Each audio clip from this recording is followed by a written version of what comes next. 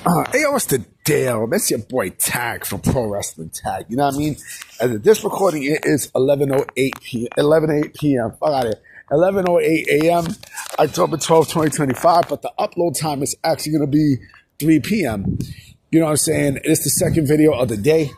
You know, and it, like I said, still shit. You know what I'm saying? Still look like shit outside. You know, it said this nor'easter is coming. You know what I mean? Why the fuck they call it a nor'easter? Like, you know, like a nor'easter. You know, like every time that you hear about a nor'easter, it's always in the Northeast. Nor'easter. Like, come on, like every time I think of East, I'm like, come on, man. So this is the second discussion. This is the second discussion video of the day. You know what I'm saying? Let me just zip up my jacket. And what I want to talk about is I want to talk about something that I noticed when it comes down to today's professional wrestling. And that is you no longer have characters that strike fear into your fucking heart in terms of the viewers on television. Let me tell you what I mean. Okay? So I remember growing up, you know, as teeny little Tag, right? And watching pro wrestlers on TV, you know what I'm saying, with certain gimmicks and everything, right? And there was a presence to him that, you know, it struck fear in my heart just by seeing him.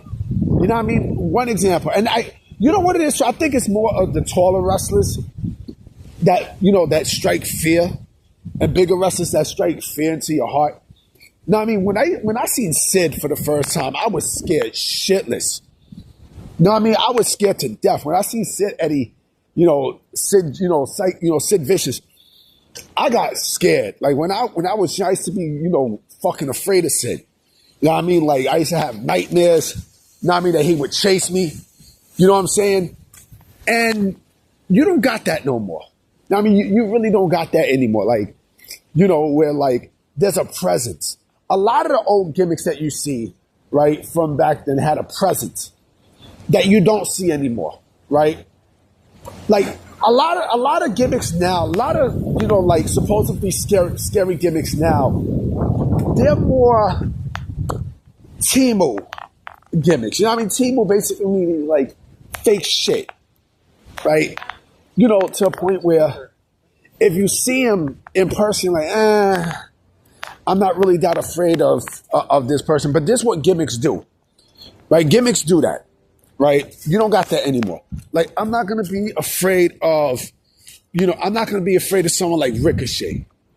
You know what I mean? I'm not going to be afraid of someone like fucking, Javon Evans or Braun Breaker maybe. You know what I mean? Braun Breaker a little bit. You know what I mean? But or like Seth Rollins. I'm not going to be scared of Seth Rollins.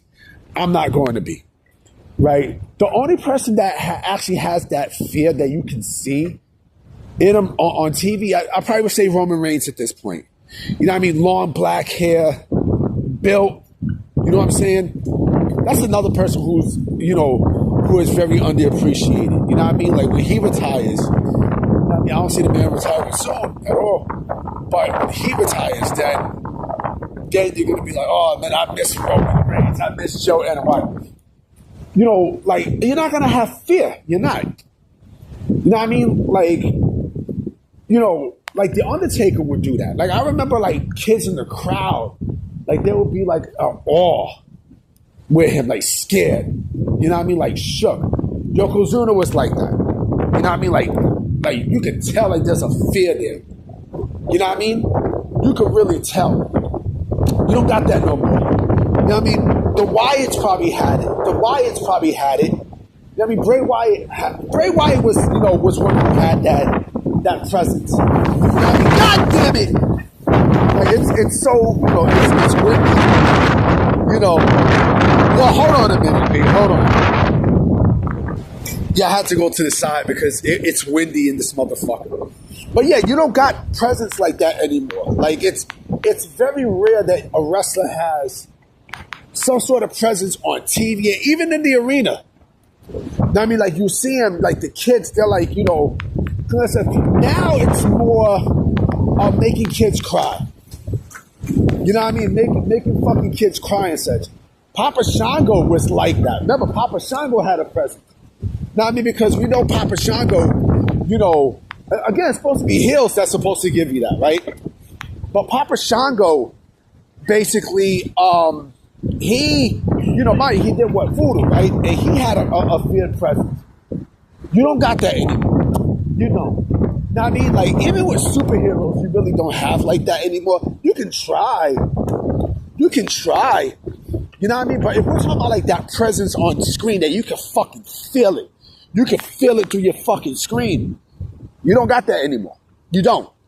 And it's very rare. It's very rare. You think kids are, I love Aleister Black, but you think kids are gonna be, like I said, actually scared of seeing Aleister Black on their TV screen? No. No.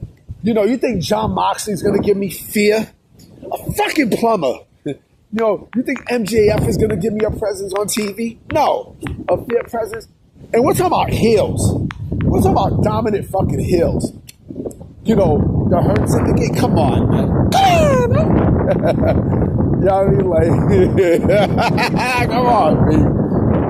You know, like, let me see. The $1 Million Man would he used to give me that, right? Like, that laughter. You know what I mean? Like, yeah, he would make you cry and shit, like, get you angry. But he never, like, gave fear. You know what I mean? And one thing I noticed too about wrestlers, you know what I mean? The meanest heels are usually the coolest fucking people outside the ring. You know what I mean? So, you know, again, like you got people who they don't really give you that fear, you know, that fear presence on screen. Not in today's day and age. Because you see a lot of that back then. Now it's like maybe once in a blue moon. You know what I mean? Like I would say someone like, let me see, Triple H. Triple H, yes. You know what I mean? Like, well, not necessarily. Like Triple H, you know, Triple H was just a great fucking heel to get you pissed. I mean, he did it super fucking well. But, you know, we're talking about people who had gimmicks that, like, were, like, striking to the fucking heart. Andre the Giant was like that also. Andre the Giant pretty much was like that. You know what I mean? And that's what also makes a great heel. When you can strike the viewers, you know, when you can, you know, aim at their hearts and fear through, you know, through the TV screen. You know what I mean? Through the television screen and shit. You know what I mean? Like, you don't really got that anymore. You know, and it's sad too because again, you know, like you just look on the camera. You know what I mean? Steve Austin did that shit too.